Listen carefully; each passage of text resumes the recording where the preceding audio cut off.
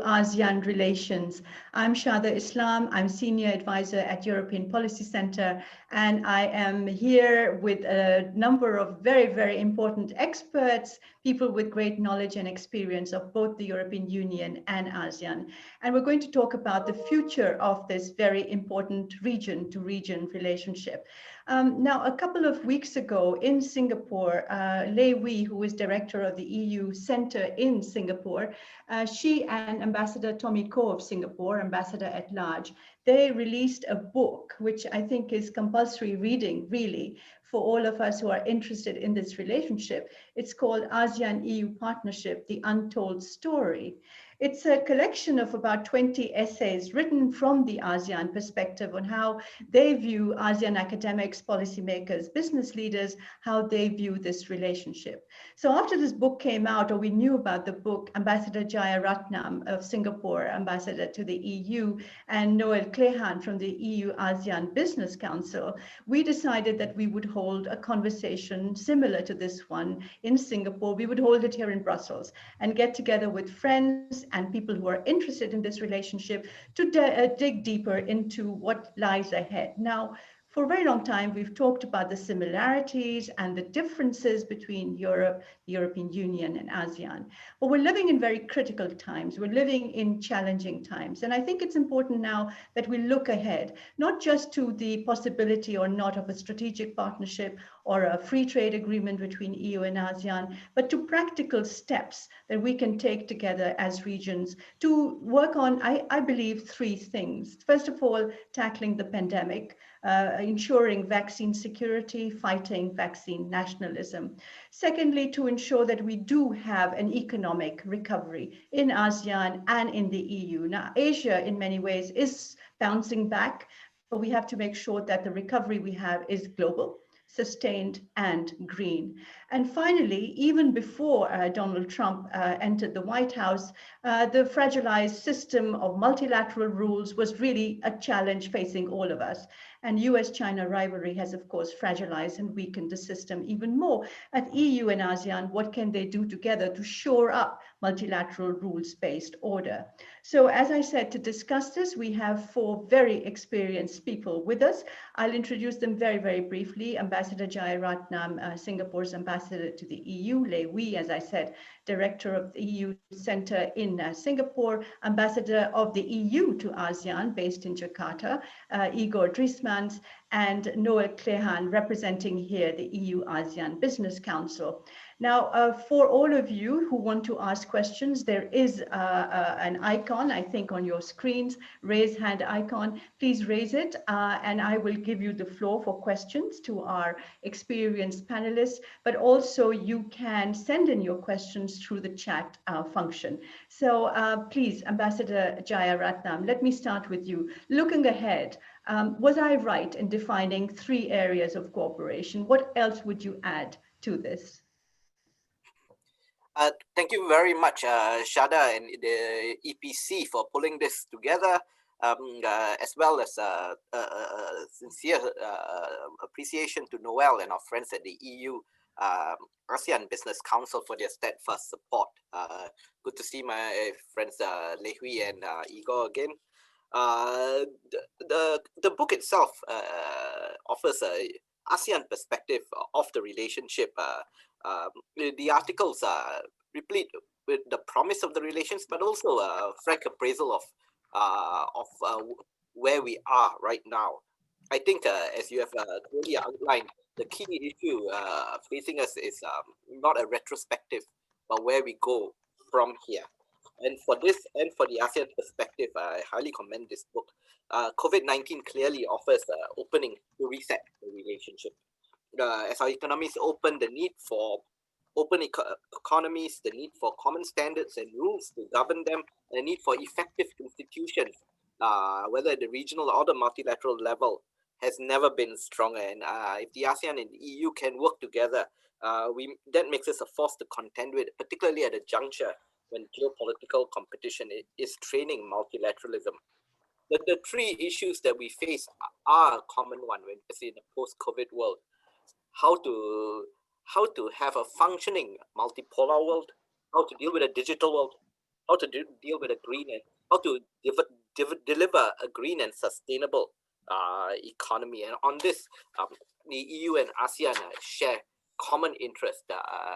And I think what is key right now is that both of us are committed and invested in this relationship. What is critical is how we make it work. And for this, I look forward to hearing views today from all our colleagues and friends across the world listening in. In conclusion, may I just leave you all with 2 points? One was cited by Ambassador Tommy Ko in itself. He cites the 2020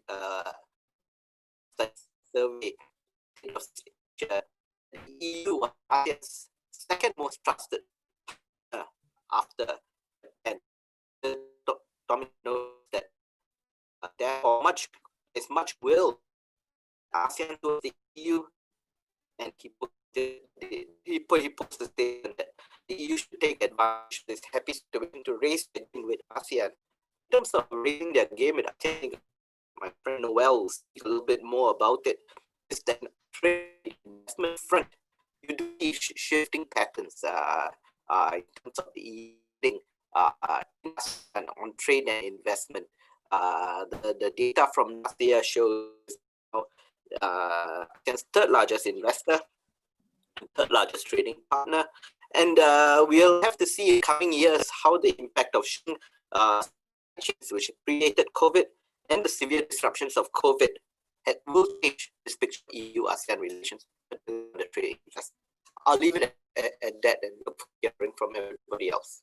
Thank you. Thank you very much. Thank you, Ambassador Jaya Ratnam. I will make a clarification for those of you who would like to comment or ask questions. There is the chat icon on the screen, so please send in your questions through chat to me, and I will put them to the panelists. You're right, Jaya, about how this relationship is working. Ambassador Ko, who unfortunately couldn't, was one of the editors of the book, couldn't join us.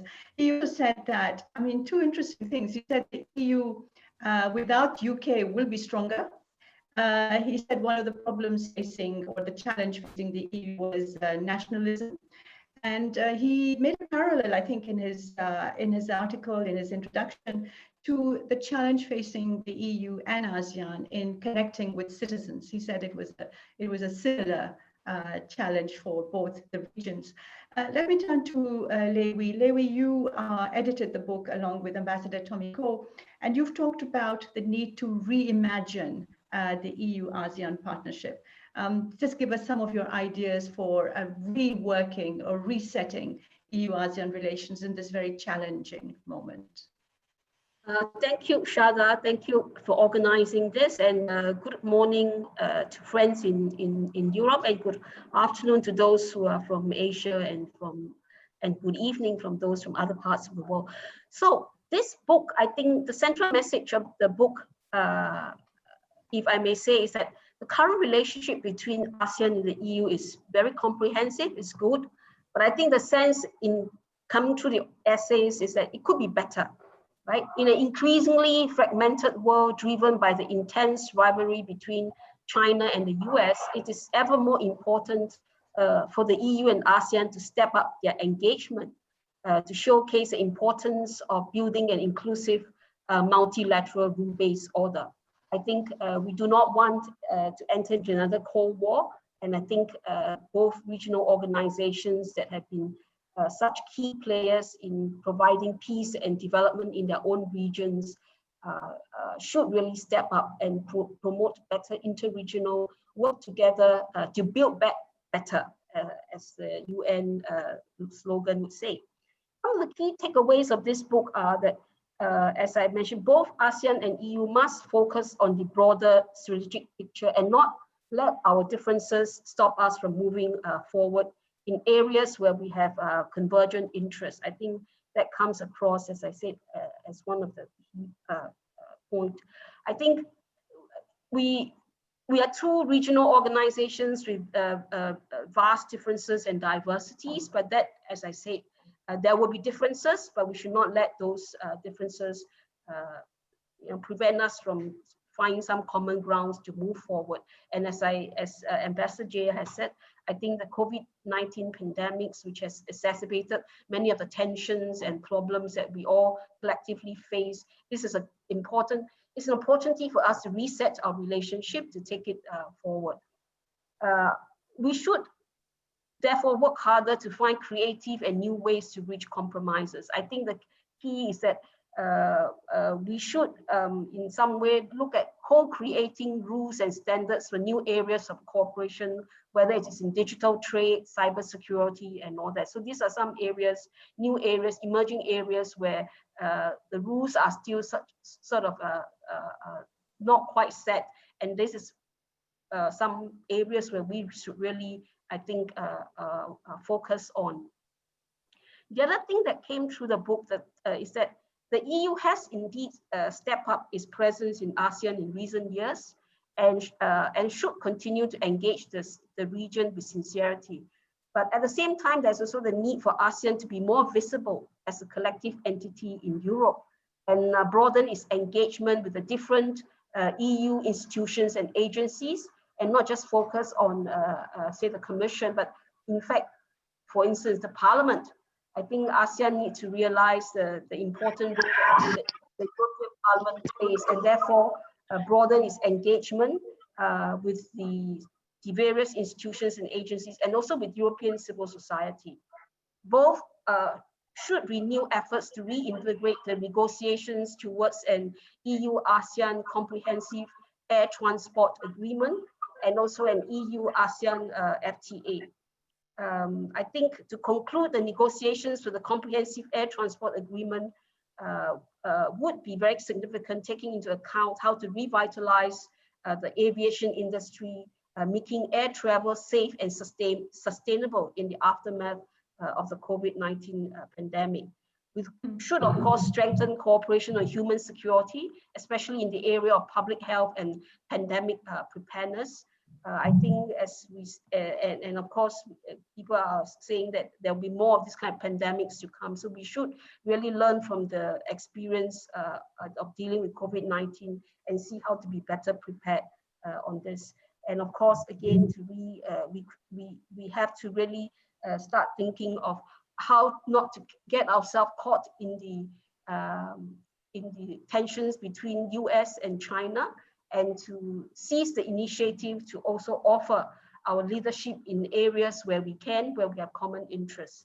And I think I'll stop there and take any other discussion. Thank you, Hwee. Like me, you've been looking at the EU-ASEAN relationship for several years, and you've gone from the broader picture where both regions agree no Cold War, and also both regions reject a binary choice between the US and China. And then you've talked about the practical ways forward as well, focusing very much on the pandemic and the recovery. Also, I think the point you've made, and I think I'll come back to Ambassador Jaya with it, is ASEAN should engage more with civil society and make itself more visible as an entity, I would say, perhaps to the press in Europe and to academics, to universities, civil society. That's something, Igor, if I could turn to you now. Igor, you are, I think, the second EU designated ambassador to ASEAN, and that is, I think, a very welcome development, something you've been pressing for, I think, in Brussels for a very long time. Have you seen this ASEAN evolving? Do you see the possibility of co-creation on multilateral rules, etc.? And then also looking forward, the untold story. You and I have messaged each other over the last few months, and a lot has been happening in EU-ASEAN relations. Jeff, for instance, is constantly in meetings with EU officials. Something is brewing, and somehow that story is not told. A couple of sort of leading questions for you to answer. First, Igor. Thank you, Shada, for inviting me, and thank you for this good evening, I should say, or good morning to some. and my congratulations on the book of the untold story, because it was a story to be told.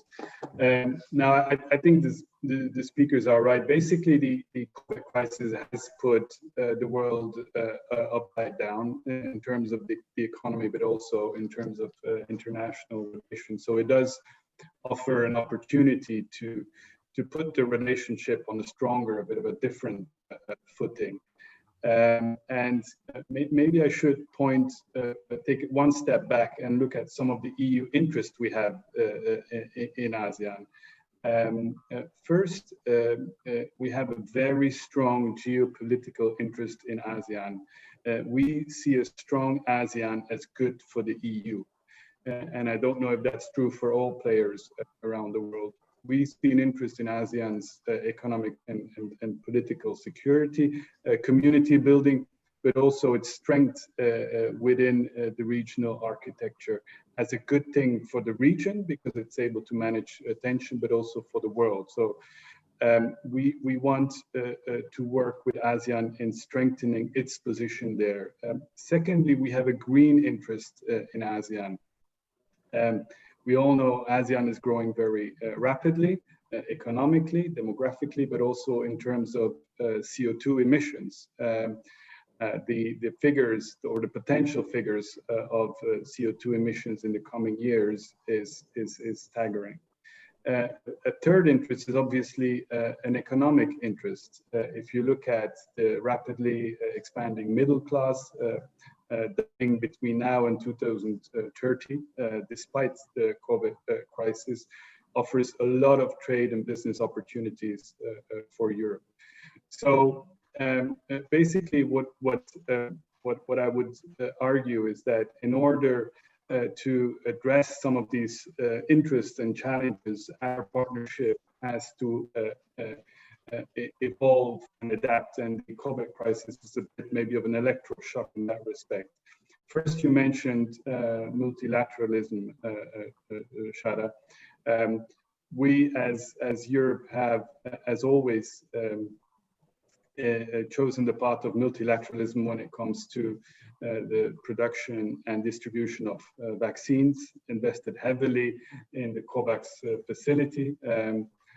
While other big players in this world are sitting on the fence. And what is true for vaccines is true for a lot of issues: WTO reform, climate change, maritime disputes, and so on and so forth. So together we need to up the ante on multilateralism.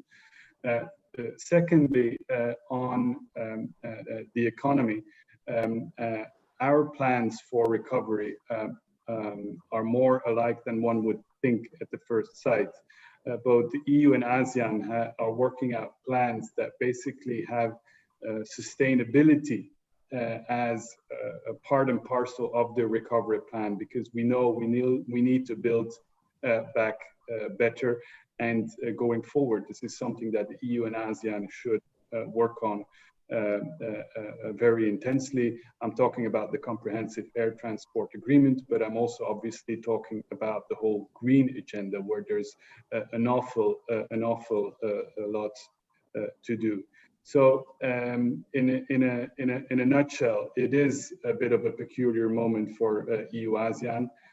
I do think it's not the year that we had in mind, but it turns out to be probably a very good year for EU-ASEAN. In any case, I think it's my High Representative that said our partnership is no longer a luxury, but a necessity, and I think it's true. Well, of course it's true. He's my boss. But yeah, thank you, Igor. Thank you very much for pointing out also to something that we tend to here in Europe neglect.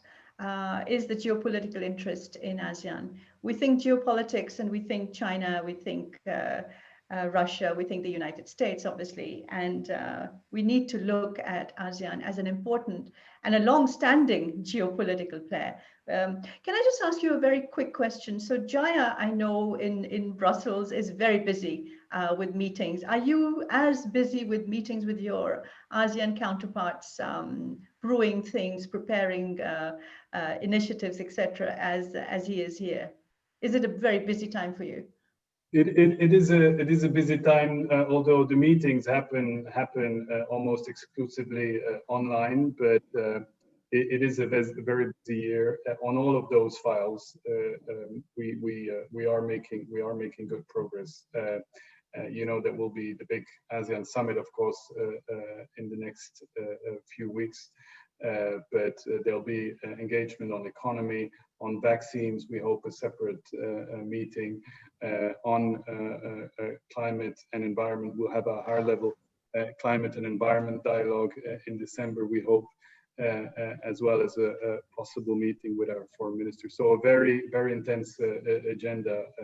Somehow everything seems to be packed always towards the end of the year, but in this COVID year, it's especially true. That's true. Thank you very much. May I ask everyone watching online to also start sending us some questions that I can put to the panelists in the second round. Let me turn now to you, Noel Clehane. So EU-ASEAN Business Council, very important player in this conversation, I have to say. Business is always, and of course your organization is a very vocal organization, as it should be.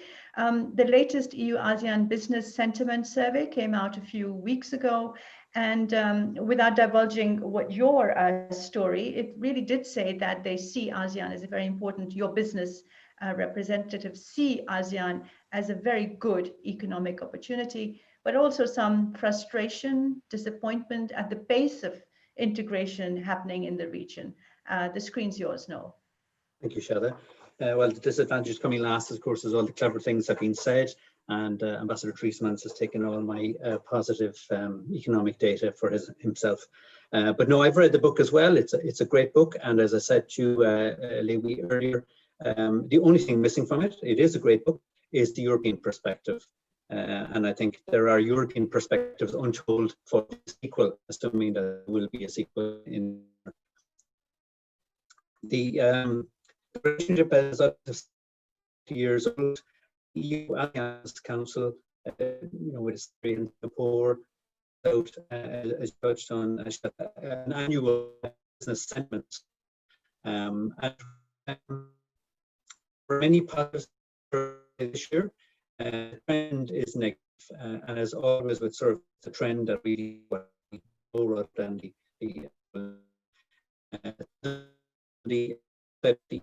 business. So, ASEAN is still the region European businesses heavily involved.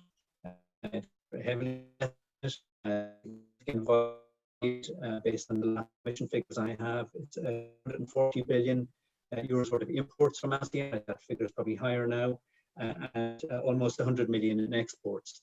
So they're not small numbers, but somebody said here, I think it was Ambassador Ratnam, Europe, the third largest source of FDI into the region and the third largest trading partner. So that seems impressive on reading, but in fact, the decline, a relative, because until last year, Europe was the largest source of FDI into ASEAN and the largest trading partner.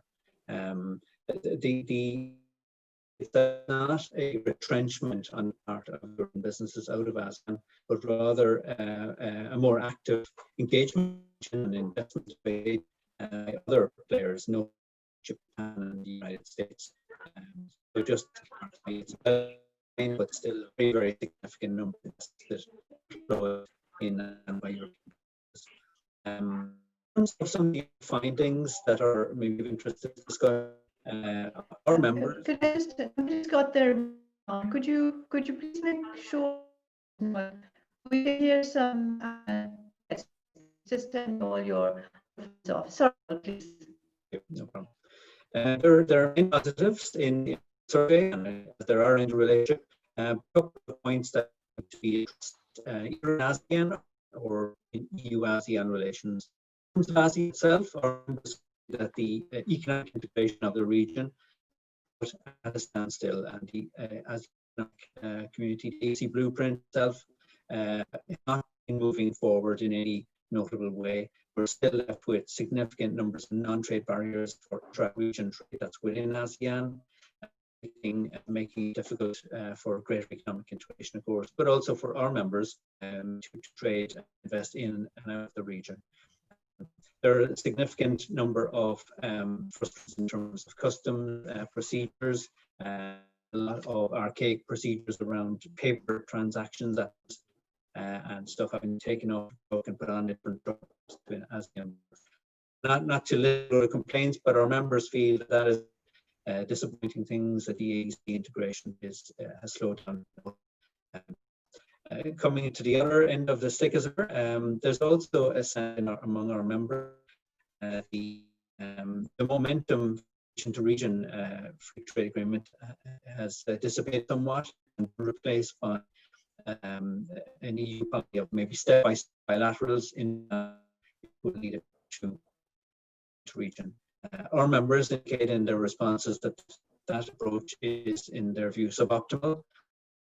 Not that ASEAN and cannot find a single voice on trade issues. It's shown that it can with RCEP, the Regional Comprehensive Economic Partnership, and with other agreements with India and Australia, etc. So ASEAN, when it needs to, can have a single voice. But of course, there are issues to be considered here in Brussels, where I am, in terms of trade and sustainable development approach to trade, and there are other issues other than just pure trade to be factored in when you're doing trade agreements with Europe. We're not blind to that, but we do think in an era when this is a geopolitical commission, we see ASEAN as a geopolitical ally and geopolitically significant, as Ambassador Driesmans said. We would have thought that there'd be greater urgency and, if not momentum, in moves towards region-to-region FTA. Which is really only indicative of the potential. It's not the last word on business FTAs, and they're not easily negotiated. But if you don't start, you certainly won't get there. So our members are concerned that FTAs, country by country, is too slow. It gives a competitive advantage to competitors from other countries, China and Australia and India, for example, into the region. And we would certainly be looking for greater progress in that area. Lastly, I suppose there are certainly positive signs in terms of Germany, the locomotive of the European Union in terms of economics, for sure, has in a recent strategic document realized and stated in its strategy document the importance of ASEAN, well, Indo-Pacific region, but then ASEAN particularly, in terms of economic growth, economic development, as a platform and as a pathway to greater geopolitical closeness and proximity.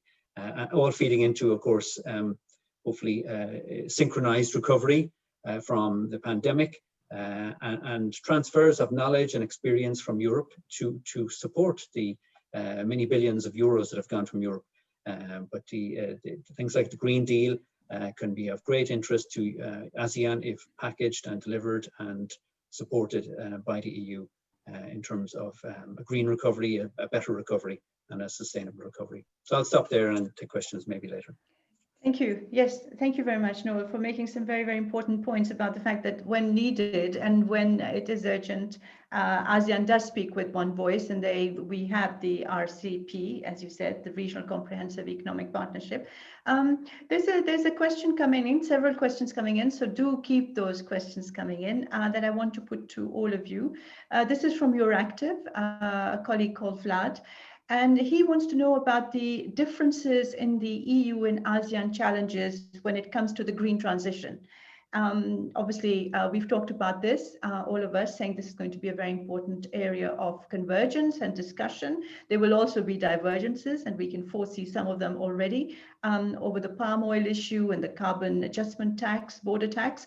But the question is, how can the EU and ASEAN work together? Can the EU be of help in this, please? So Jaya, would you like to come in, and then Igor? Yes. Thank you for that question. I think both of us will be doing a transition, but clearly ASEAN starts off at a very different base. The diversity in ASEAN is obvious, I think, to everybody. Yeah. At the same time, our end objectives are set by Paris, the Paris Agreement. So we have a clear endpoint. How we get there is critical. And I think it is exactly as you have put it. There are areas of convergence and divergence, and I think we should focus on the convergence also, and not spend too much energy on the divergence, as important as it is to find resolution on these issues. On convergence, one area of convergence that is quite clear for me, at least, is the green financing. ASEAN as a whole would be moving forward in infrastructure development over the next 10-20 years. The numbers involved are in the trillion, looking at over the next 5 to 10 years. When we all want to have it in a sustainable manner, the infrastructure development, and for the need financing to step in and act these financing. Green financing, I think, regulatory coming up with a common economy to prevent washing is quite critical. It's also quite critical in terms of getting a pipeline of investments to be able to fund these green projects, which require a combination of what is green and other is sustainable. So I think there's much work to be done here. There's also much work we both share an interest in working on. Igor, your comments, please. Well, I easily agree with what Jaya said. Maybe give two additional examples. One is on renewable energy. We have started working with ASEAN through the ASEAN Green Catalytic Finance Facility, a 1.2 billion euro facility, of which the EU will pay half of it, to basically finance green infrastructure in the region. That's done with the Asian Development Bank under the leadership of the ASEAN finance minister. So that should definitely give a big boost, and maybe Noel can say something also about the private sector investments in that regard. Of course, it is a challenge. I read just this morning that the International Atomic Energy Agency predicts that ASEAN will be the only region in the world where fossil fuels will actually increase in the energy mix in the coming years. So the challenges are there, and financing will be key. The second example is biodiversity, where we work very well together with the different biodiversity centers in the region, notably the one in Manila, finance heritage parks, biodiversity heritage parks across the region. A very successful project. It's just two examples to show what we can do together if we put the means and the will behind it, and that's definitely our wish. I'm going to turn to Noel in just a second, so Noel, prepare yourself to give your comments. But Igor, just a quick thought: is the European Investment Bank working in ASEAN as well on green finance and development, etc.? Oh, definitely. They're not active in every ASEAN member state, but they are in most, and they will be a partner also in the ASEAN Green Finance Facility, which I mentioned, together with a number of bilateral investment banks from EU member states. So it's really what we like to say these days, a Team Europe effort. Yeah, Team Europe, good slogan. Okay, Noel, please, your comments on this. Yeah, I think it's a great opportunity for Europe and ASEAN to close the gap, as it were, albeit triggered by the pandemic. Europe is the world's leading expert on technology around green sustainability and so forth. I have a slight concern, I suppose, that based on some webinars I was on earlier this summer, that there is a sense in ASEAN that the EU Green Deal and all of the initiatives around that, the climate law and so forth, are protectionism in disguise. We in Europe know that that's not the case. We know the intentions behind them and the commitments to the Paris Agreement that underpin them. But I was somewhat taken aback at the sense in ASEAN was that the motivation might be to impede exports from ASEAN. To hear and when taken with the carbon border adjustment mechanism, rather a mouthful, that actually it could effectively be a barrier to exports. We know that's not the case, and I think it behoves the European Union in all its guises, the External Action Service, the various directorates of the Commission, to, and I hope this doesn't sound patronizing, to educate ASEAN what the Green Deal is about, and to delve then into the potential and the possibilities for both ASEAN and Europe as a result of that.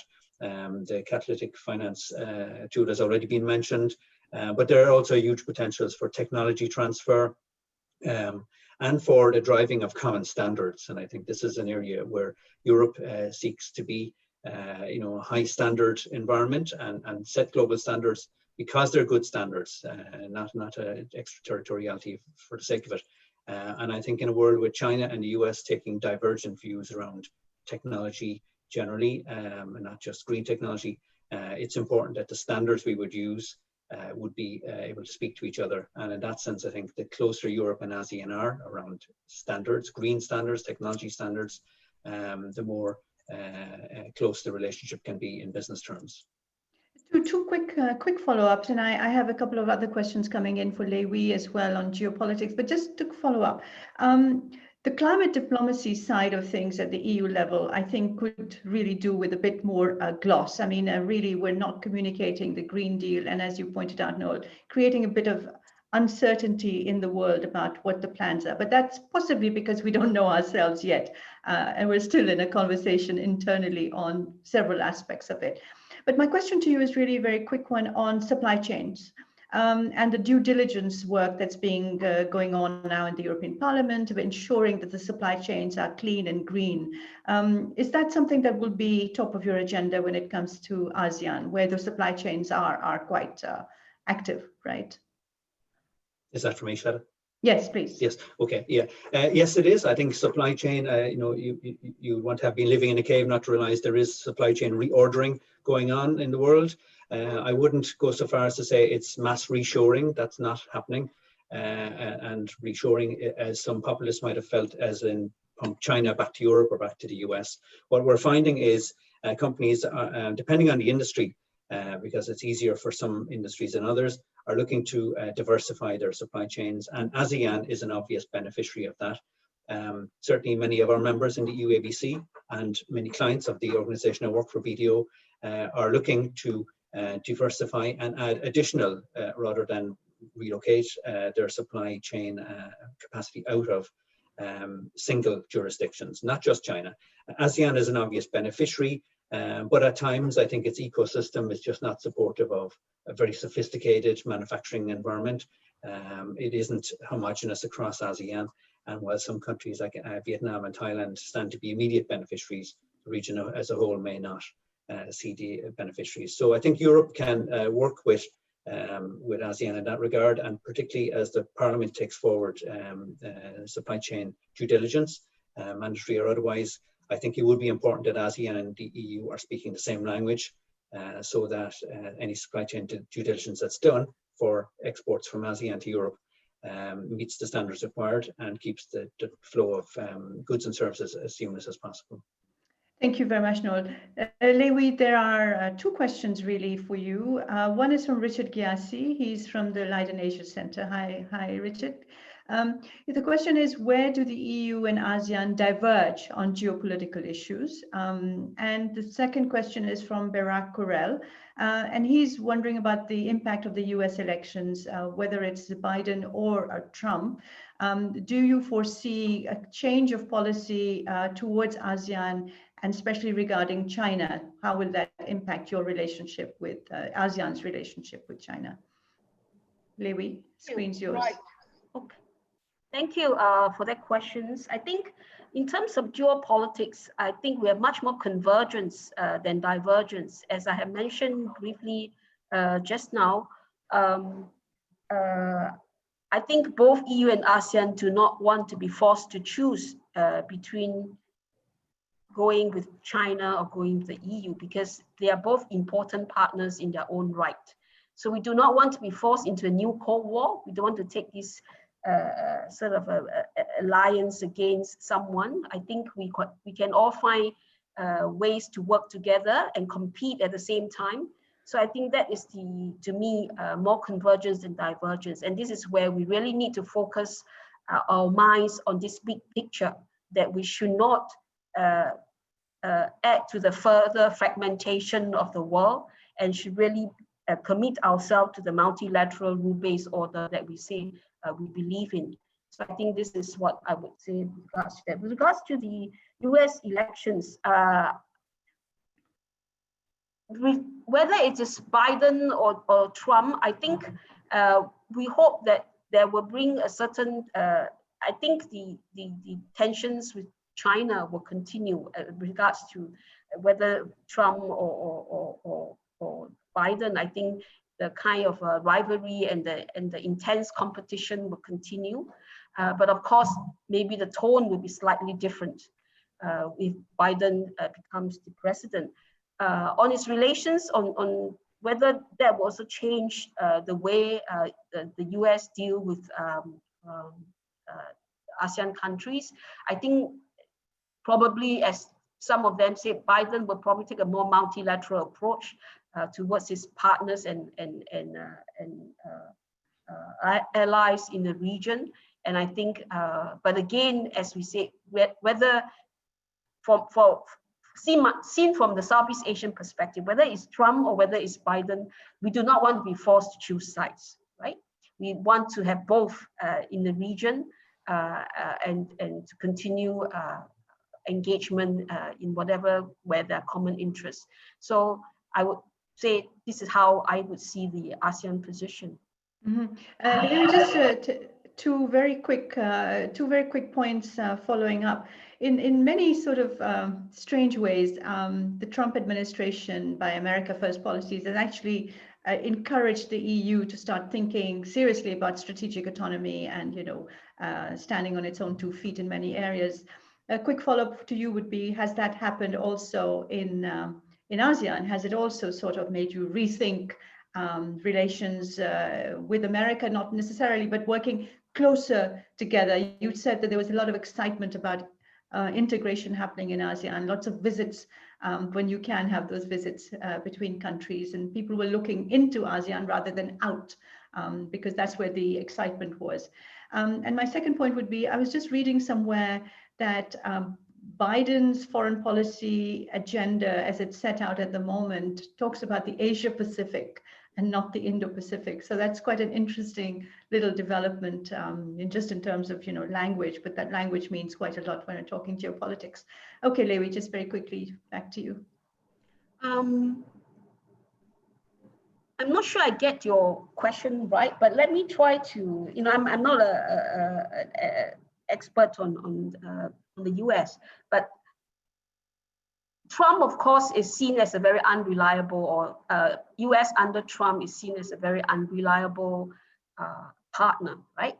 Not to be trusted, but at the same time, I think in Southeast Asia, there has always been a sort of the need for us to have some room for our own maneuver, and we have always never fully allied with the US, despite the fact that we believe US presence is important for the security of the region. But we have always taken a much more balanced position, right, to try and balance the different powers. And that's the reason for setting up the ASEAN Regional Forum, to bring in the different partners into a multilateral setting, so that we can be the agenda setter to some extent. So I think this is how we will hopefully continue to be, to have that sense of strategic autonomy, like what the EU wants to have now. I think we will continue to try and maintain, hopefully to be able to maintain that sense of, how do I put it, that sense of independence in the way we conduct our so-called external relations. So this is what I hope will continue. Of course, there are challenges because of domestic politics. Of course, there are challenges with regards to, I think in the earlier discussion, some people pointed out the differences within ASEAN countries as to some countries are more close to one of the partners. But I think there is a certain consensus amongst all the 10 that we should not let ourselves be divided. Of course, domestic interests and regime interests sometimes intrude into the calculation, but as a whole, I would say there is at least a very broad consensus that we should remain neutral in this tension between the US and China. Thank you. Thank you very much, Hwee. I'm getting an echo. Okay, so I'd like to turn to Igor and Jaya. You can answer these questions that I put on geopolitics, but there's also a very specific question to which I think would be important for both of you to answer. It's from Isha Vig. And this is, how does the EU ensure representation in policy making from the ASEAN point of view and ensure that we're both on the same page as regards organization and structure? So how do you actually work and consult with each other, which is basically your key jobs, your key tasks as ambassadors here? And if you want to come back to the geopolitical questions, please feel free to do so as well. So let me turn now to Igor first. Thank you. Thank you. I'll take that question then on the organization. I think what ASEAN's done a few years back is to create here in Jakarta a committee of permanent representatives, which are my, say, natural and daily interlocutors for just about anything. So really, for me, that is the starting point. In addition, there's the senior officials who are capital-based, with whom our senior official in Brussels engages as well.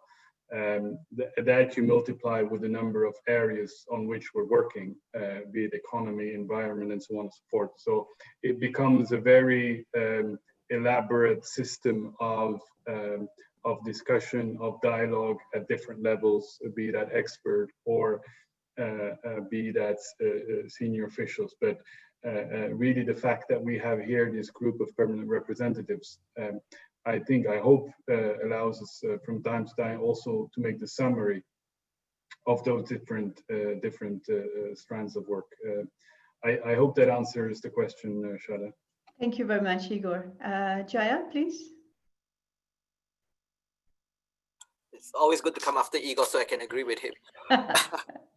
I think at the institutional level, we have evolved the relationship very strongly to ensure that there is that connection, not just at the top level, but there's a drop down. And the drop down actually goes, as Igor has mentioned, not just here, but across his various presentations, into the various technical areas in which we really need our people to talk to each other. And that allows me and Igor to have a bit of a bird's eye view of where the relationship is going in terms of the overall setting of the relationship. But in terms of looking at it from the grassroots perspective, we have substantive and real dialogue that's taking place at a various areas across the spectrum of our relationship, which is wide. I want to answer an earlier point that you made. I think what this needs to be complemented with, if we want the relationship to live up to its potential, would be a greater visibility for the relationship. I think this point has been made in various forums, in various ways. We have a structural reality here that the EU is an integrated organization with the EEAS. ASEAN is not. ASEAN is an intergovernmental organization, which the 10 of us are present as sovereign members. At the same time, the EU is also the EU 27 who are represented most of the ASEAN states, who actively pursue their own foreign policy, complementing the EU, but also pursuing their own national interests. There was mention made of the recent German Indo-Pacific strategy coming out. So you do have a variety of strengths there. Hwee has made the point of how do we leverage this into a source of strength and not a source of a little bit of confusion. sometimes as to what is the EU's interest and what's the EU member states' interest, and vis-a-vis ASEAN, what is the ASEAN's interest and what is the ASEAN's member states' interest coming out. I think that there needs to be greater clarity and some effort in terms of pulling this together, and this is where you, Shada, and Hwee can come together to give us that perspective. I think Hwee does a great job in Singapore for the EU ASEAN Center. I think there might be a case for ASEAN EU Center in Brussels to be the repository to pull together these trends. I think Noel has mentioned about the European perspective of the untold story. I think this can be part of that effort, and I'll leave it at that. Thank you. Well, actually, you won't leave it at that, Jaya, because you just made me a very interesting proposal of setting up an ASEAN EU Center. I think that is a very, very interesting idea to take forward. I think one of the problems that we've always had, and I've been working on ASEAN for decades, is really misperceptions. And earlier we talked about narratives and misperceptions. And initially, at least, Igor, you'll bear with me, I've watched this for a very long time. Initially, what some of my friends like Philomena Murray in Australia have called a bit of regionalism snobbery, thinking that we and in Europe had it all in terms of regional integration, and nobody could do it that way. But of course, I do say, and I do acknowledge that things have gone a long way and changes have been made. We're coming towards the end of our very interesting conversation, and I'd like to go back to all four of you and surprise you with a question, which is basically you telling me in a minute, what's the one thing that you would like in this relationship, and which you think would in a way symbolize your agenda, your ambition for making EU-ASEAN work better, more ambitiously. So I'm going to start with Noel, because I think I know what Noel will say, but Noel, you can always surprise me. Please go ahead. Indeed. Well, thank you, Shada. You've surprised me. I wasn't expecting that particular question. In a minute, I would say our members would like a region-to-region free trade agreement as a key indicator of the commitment, a business commitment to trade and investment between Europe and ASEAN. We very much recognise the levels of support Europe gives in terms of regional integration in ASEAN. We would also, I suppose, in terms of the free trade agreement, like to see more political engagement to lubricate understanding.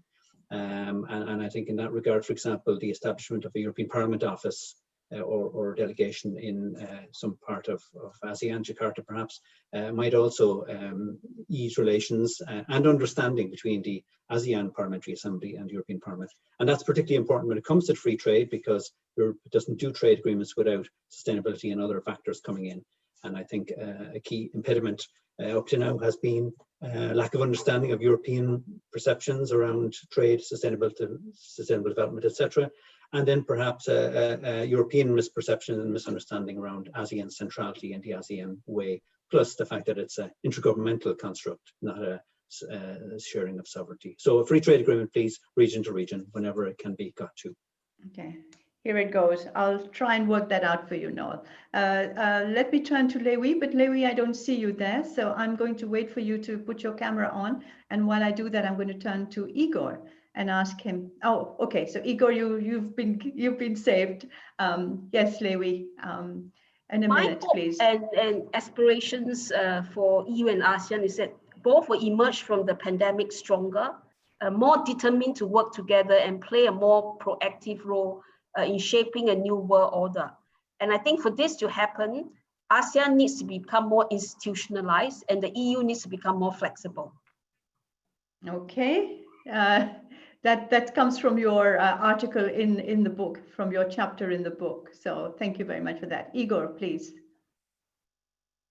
Right, you also surprised me there, Shada. I mean, I would have a list of about 10 pages, but maybe if I can think out of the box just for a second, if you would look for something concrete that would symbolize the strength of our relationship, it would be in an area where, for the time being, our relationship is not dense at all, and that's on the security and the military side. And why not imagine one day a joint maritime exercise, as we've just done with Japan, between the European Union and ASEAN. I think it would go a long way in addressing some of those perception issues. Noel spoke about the untold story from a European perspective, and that's one of them. That is that we are developing into a defense union with an industrial component, with a command and control structure, with military staff, with 6 military missions around the world as we speak. It's difficult to find a partner to ASEAN which has that military outreach, not just imagined, but today. So maybe one day, Shada, we'll see that mission happen. Who knows? Thank you very much, Igor. Ambassador Jaya Ratnam. The one thing I think I would hope that we can move forward is a subset of the FTA, a digital agreement for EU and ASEAN to co-create together the rules that will govern this, whether we're looking at supply chains, whether we're looking at how the green agenda, we need common rules to regulate the digital environment. And this is will be an ongoing challenge. There's insufficient institutions at the global level, and I think the EU and ASEAN can work together in terms of supporting a far more multilateral approach on this. Thank you very much to the panelists and to you all for the questions. I'm going to give you my 10 cents worth on what I would like. So there are really 2 things. One is very ambitious, and I know it's been stuck for years, so I'll bring it up anyway. It's EU membership of the East Asia Summit. I think if we're talking geopolitics, we need to be at that table. And I think the European Union now really does need to be part of the security discussions across Asia, Asia-Pacific, Indo-Pacific, call it what you will. So that's the one thing that I think is really extremely important as we go ahead. And my second point would be, you know, we have all the, and we haven't talked about it, but we have all these connectivity projects. And it's not just the Belt and Road, but ASEAN was there first with the master plan on connectivity. We've got the Japanese, we've got the Europeans. Everyone has a connectivity agenda. Some of them fall short of some very basic elements of accountability, transparency, sustainability. And I'd like EU and ASEAN to work together on a multilateral code of conduct, another code of conduct, if you like, but an important one on setting standards for connectivity projects. That's important for you, EU and Asia, but also for, I would have to say, Africa as well. So let's work on that. I don't have much time to wrap up, but I'd really like to say a few things.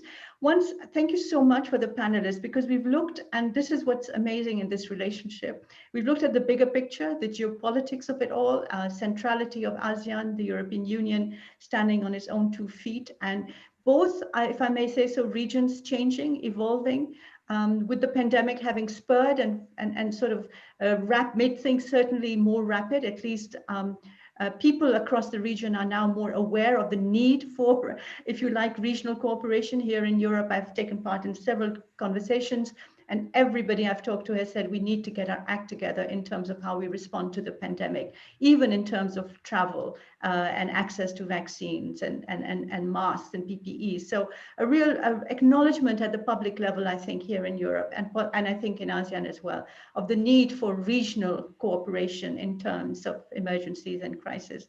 And I think that has possibly increased the issue of visibility that we always deal with.